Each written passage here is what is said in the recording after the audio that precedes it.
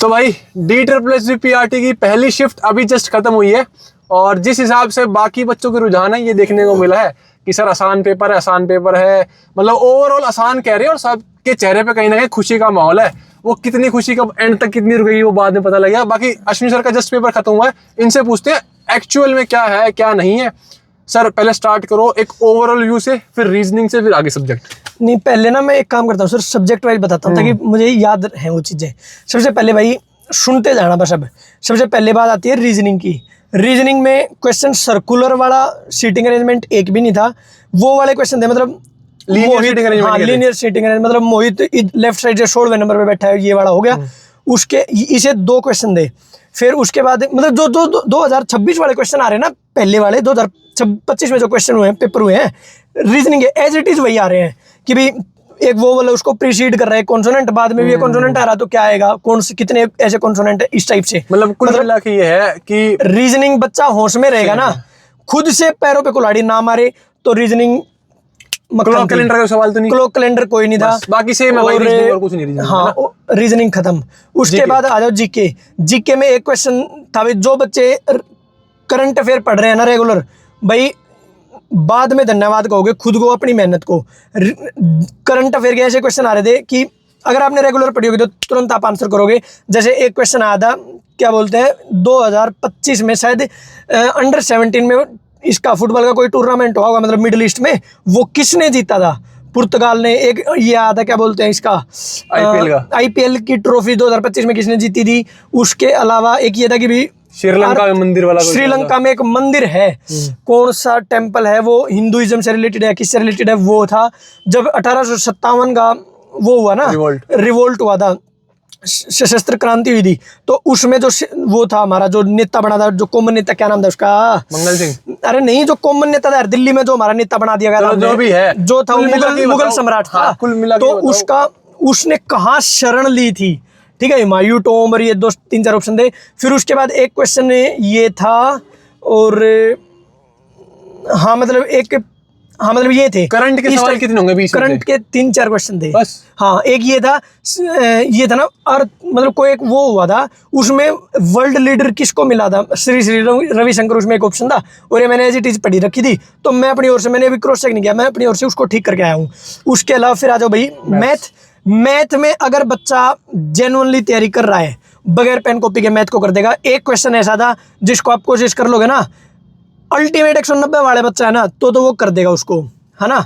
मुश्किल पेपर में अगर वो 170 नंबर लेने वाला बच्चा है ना, तो कर देगा। अदरवाइज मेंसुरेशन का था ये वॉल्यूम का उसका, तो कर देगा, अदरवाइज वो होगा भी नहीं, टाइम खराब करवा देगा। उसके अलावा 19 क्वेश्चन ऐसे थे, अगर आपके कंसेप्ट क्लियर हैं, अगर आपने ठीक खुद के ऊपर मेहनत कर रखी, कंसिस्टेंट थे, बगैर पेन कॉपी के कर दोगे। इसमें भी बच्चे मैंने ऐसे सुने जो बहुत ईजी है, मैथ में कितने हुए 7, मैथ में कितने हुए 15, मैथ में कितने 14। इसमें भी अगर भैया 20 में से अगर आपके, मैं मान रहा हूँ कि मेरे सबसे एक एवरेज बच्चा हूँ मैं, अगर मेरे 19 हो रहे हैं तो फिर मतलब 19 आपके होने चाहिए थे अगर आप सिलेक्शन लेना चाहते हो तो। बाकी भी तो यार सारी गाथा बाद की है, मुझे खुद का भी नहीं पता होगा या नहीं होगा। तो ये हो गया मैथ में। और क्वेश्चन प्रॉफिट लॉस का था, फेक वो क्या बोलते हैं, फेक वेट वाला क्वेश्चन नहीं था, क्योंकि 2025 में फेक वेट वाले क्वेश्चन देखे गए थे, वो नहीं था। लेकिन ये याद रखना, मैं नहीं कह रहा कि अब जो बच्चे उसको छोड़ दो, प्लीज आप 2000 पार्ट 1 को बहुत भयंकर तरीके से प्रिपेयर करो, क्योंकि पार्ट 1 आपका सिलेक्शन करवाएगा। बच्चे पार्ट 2 को बहुत इजी बता रहे हैं, पार्ट 1 में बच्चे गड़बड़ करेंगे, आप गड़बड़ अपनी सुधार लोगे। ये मैथ हो गया। मैथ के बाद और क्या आ गया? मतलब मैथ का सर ओवरऑल ये है कि कुछ अलग नया सवाल नहीं है, कुछ अलग नहीं था। 2025 में एक क्वेश्चन वो था कि भी एक आदमी 5 चीज अगर आप खरीदते हो ना, 5 शर्ट खरीदते हो, 2 फ्री है, 3 फ्री है, तो सीधा आंसर आ रहा था। एक ये था कि इंपोर्ट और एक्सपोर्ट की रेशियो दे रखी थी, और अलग अलग नहीं दे रखी थी, ऐसे दे रखी थी 1.5, 1.8, 1.3, 1.4, और एग्जैक्ट वर्डिंग थी एक्सपोर्ट और इंपोर्ट की रेशियो, है ना। तो उसमें से कितने ऐसे ईयर थे जिसमें इंपोर्ट ज्यादा था, एक्सपोर्ट कम था? डीआई का सवाल था। हाँ, मतलब डीआई का था, तो ठीक है, चलो ठीक है, ऐसा क्वेश्चन था। और मीडियन का कोई क्वेश्चन नहीं था। इंग्लिश और इंग्लिश पे आगे, इंग्लिश पे डायरेक्ट क्वेश्चन थे, फ्रेजेज, वर्ड फ्रेजेज, ये वाले क्वेश्चन बहुत बढ़िया थे।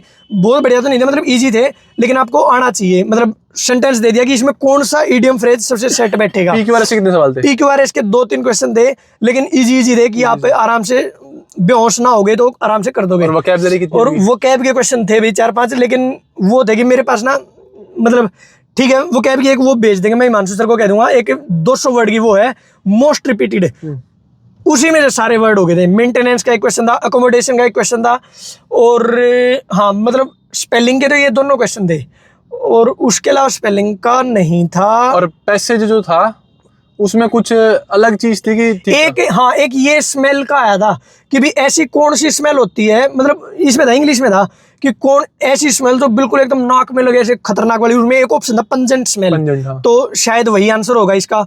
और उसके अलावा फिर हिंदी में एक मतलब इंग्लिश में थीम भी आई थी, theme of passage. Theme of passage नहीं, मुझे एग्जैक्टली ध्यान नहीं है वो क्या था, Theme, लेकिन tone। वो था हाँ टोन टाइप का, कि हाँ, भी हाँ। डिस्क्रिप्टिव टोन है, कौन सी टोन है, Tone of तो वो हाँ वो वाली चीज थी। ठीक है। और उसके अलावा हाँ एक ये था कि उन्होंने ना मम्मी बाहर मत जाओ, ना कुछ बाहर मत जाओ, अच्छा। है ना, उषा है। तो उसके बाद फिर एक क्वेश्चन ये था कि अरे वो नहीं होता, एक क्वेश्चन था कि भी मान ले इम्बाइब करके एक वर्ड दे दिया पैसेज में से कि इम्बाइब, इसमें से कौन सा 4 ऑप्शनों में से कौन सा है जो इसमें क्या बोलते हैं, इस वर्ड को सेट सेंटेंस में बिठा देगा, मतलब उस ट्रू सेंस में, समझ गए। तो वो वाली चीज़ थी। अब आ जाओ हिंदी में। हिंदी में भाई बिल्कुल ऐसा था कि मोहन के पास लाल टोपी है, तो के हटा दिया डैश में कि भी मोहन डैश, मतलब इस टाइप Overall easy थी के। पूरी। ओवरऑल हिंदी इजी थी। कुछ युगम शब्द और का सवाल भी था। युगम शब्द कुछ नहीं था, रूढ़ तत्सम का? तत्सम तद्भव कुछ नहीं था, संधि कुछ नहीं थी, काल नहीं था, पक्ष नहीं था, और क्या बोलते हैं देशज विदेशज और कुछ नहीं था, पर्यायवाची? पर्यायवाची नहीं, पर्यायवाची मतलब वैसे थे बहुत आसान थे कि भी एक पर्यायवाची जैसे ये आया दक्षिण मार्ग का पालन करने वाला, तो दक्षिण मार्ग 2 ऑप्शन दे जिनमें आप कंफ्यूज हो जाओगे, खुद ही बता देना दक्षिणायन या फिर दक्षिण मार्गी, तो ये 2 ऑप्शन दे। और उसके अलावा पैसेज आसान था हिंदी का। पैसेज तो ऐसा था कि भी आप मतलब बिना पढ़े बहुत हुए इजी कर दोगे। एक क्वेश्चन ऐसा था कि भी जिसमें थोड़ा सा मतलब आप गड़बड़ कर सकते हो, मतलब मैं भी गड़बड़ कर सकता हूँ उसमें, पर अब वो नहीं पता भी वो ठीक है गलत हो, राम जाने। उसके अलावा हिंदी होगी। अब क्या बच गया? पार्ट भी ऐसी भाई देखो, जिसने हिमांशु सर से पढ़ी है वो तो ये कहेगा बाहर निकलते कि भी सीट एट दे दिया मैंने तो, ठीक है, लिटरली सीट एट दे दिया। और जितनी आप लोगों ने मेहनत कर रखी है भाई, ये देखो मैं आपको एक पहले डिस्क्लेमर दे रहा हूँ, ये पेपर ऐसा ही 2022 में भी आया था, 1-2 शिफ्ट का ऐसा पेपर था जिसमें बच्चों के 90 नंबर आए थे, समझ के, बाकी शिफ्टों में बिल्कुल फिल्टर पार दिए थे। तो प्लीज़ थोड़ा सा होश में रह के इस रिव्यू को सुनना, ये सभी शिफ्ट का नहीं है, हम लकी थे। कुछ भी समझ लो कि भी DSS में सोचा होगा पहली बार बच्चे पेपर देने आ रहे हैं सबसे पहले, तो इनको थोड़ा सा आसान दे देते हैं, कुछ भी XYZ रीजन, तो इसलिए ईजी हो गया होगा। होश में रह के पेपर करना। पर पार्ट बी का जेन्युइनली हद से ज़्यादा ईजी था, इतना ज़्यादा ईजी था कि भी आप क्वेश्चन भी ना पढ़ो ना, तब भी ऑप्शन पढ़ गया, आप आंसर कर देते। मतलब वही है पॉजिटिव नेगेटिव का own looker type of play से क्वेश्चन था, करिकुलम का क्वेश्चन था, पियाजे से क्वेश्चन था, और क्या बोलते हैं पियाजे का प्री कन्वेंशनल के ऊपर भी क्वेश्चन था, पोस्ट कन्वेंशनल के ऊपर भी क्वेश्चन था। मतलब डायरेक्ट क्वेश्चन था कि भी बच्चा पनिशमेंट से बचने के लिए क्या क्या कमियां और क्या क्या वो, मतलब बच्चा पनिशमेंट से बचने के लिए कोई काम कर रहा है तो क्या है वो, प्री कन्वेंशनल पोस्ट कन्वेंशनल जो भी आप समझ लो। एक ये था कि भी बच्चे के सामने दुविधा आ गई कि भी अगर आप हेल्प करोगे तो आपको रूल तोड़ना पड़ेगा, है ना, तो बच्चा ये यूनिवर्सल मोरालिटी को क्यों चूज करता है। पर ये क्वेश्चन मुझे लगता है आधा बनाया हुआ क्वेश्चन था, इसमें उन्होंने यही नहीं बताया कि उस चूज कर भी रहा है या नहीं कर रहा है। समझ आएगी मेरी बात। रूल बच्चे के सामने दिक्कत आ गई कि एक किसी की हेल्प करेगा तो रूल्स टूटेंगे, तो अब ये नहीं बताया कि ये रूल तोड़ रहा है नहीं तोड़ रहा है, नहीं बताया उसने, ठीक है। तो ये यूनिवर्सल मोरालिटी किस में आएगी, सब्जेक्ट पेडागोजी कोई सवाल, सब्जेक्ट पेडागोजी बड़ के क्वेश्चन थे, है ना, आर्ट वार्ट के क्वेश्चन थे, है ना, खूब क्वेश्चन थे। और क्या बोलते हैं एक लैंग्वेज, हाँ एक ये क्वेश्चन था, इसका क्वेश्चन बहुत बढ़िया रखे थे, क्या बोलते हैं हिस्ट्री ऑफ एजुकेशन का, है ना, 501 का क्वेश्चन थे भाई। कौन कौन से थे, मुदालिर आयोग का आ रखा था, उसके अलावा और मुदालिर आयोग का ऐसा रखा था कि होश में रह के करोगे तो कर दोगे, अदरवाइज फंस जाओगे।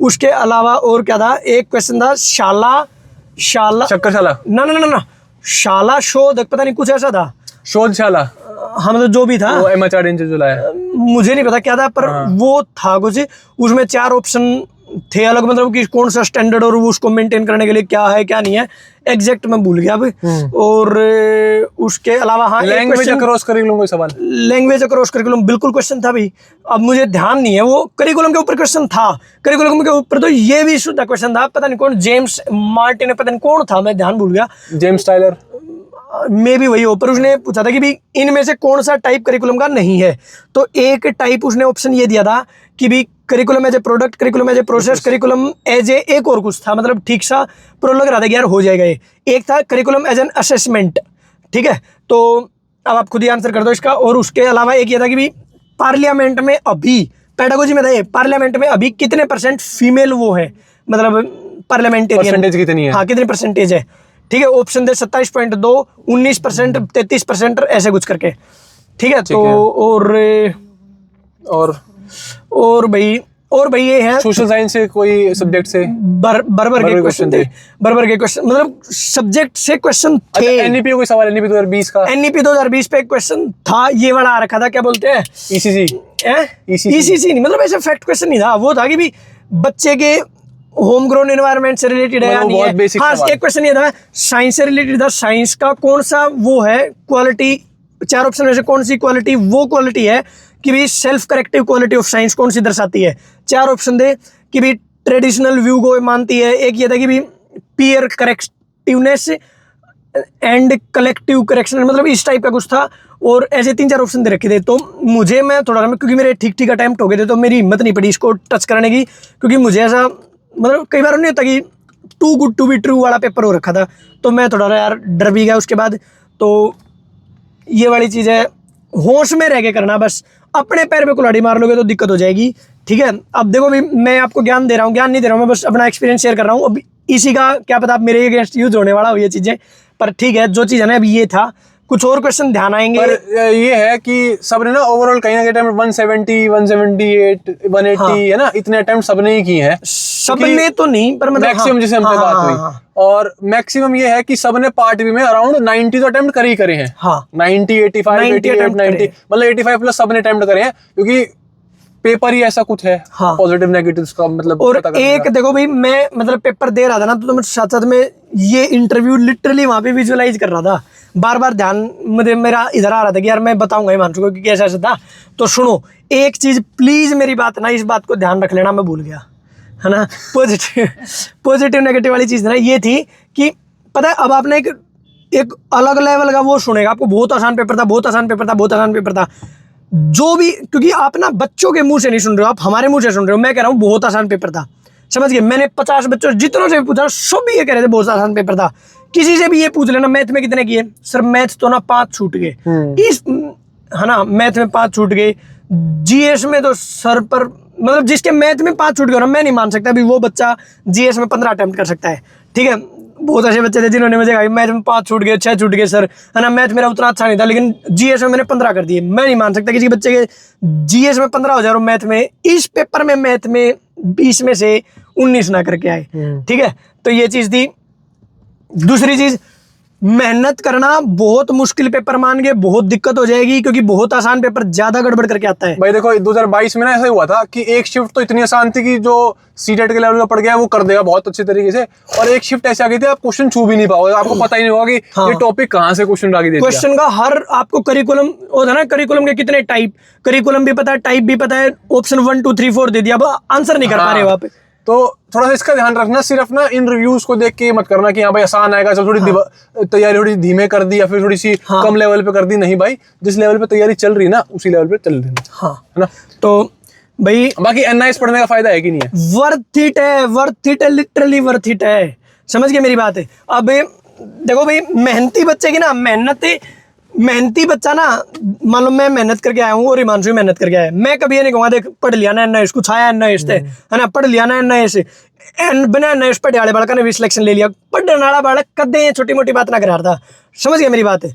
और जिनका जो गड़बड़ करने वाले आ रहे हैं, मैं थोड़ा सा नेगेटिविटी से जम पढ़ा रहा हूँ, मैं थोड़ा टांग खींचना, एनआईएस पढ़ लिया, इतनी मेहनत की भाई, मैं बहुत मेहनत करके गया था जितना मेरे बस का था, ठीक है, पर मैं अपनी मेहनत तो बहुत खुश था, मेरा वर्थ इट पेपर हुआ, ठीक है, अब आगे का पता नहीं भाई, सिलेक्शन होना ना होना एक अलग चीज है, पर मैं अपनी मेहनत से लिटरली बहुत खुश हूँ। चलो जी, बहुत बढ़िया। बाकी परसों मेरा पेपर है, मैं बता ही दूंगा क्या कुछ है क्या नहीं, है ना।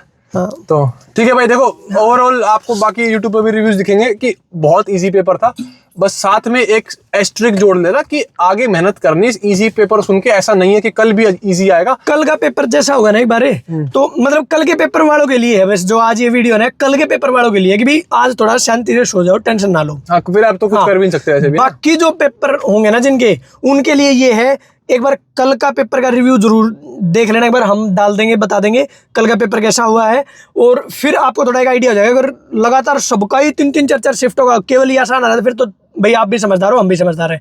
अदरवाइज जनरलाइज कर लेना। अदरवाइज क्या है, क्या बोलते हैं, अदरवाइज ये चीज़ है कि भाई अपना होश में रह के तैयारी कर लो थोड़ा सा।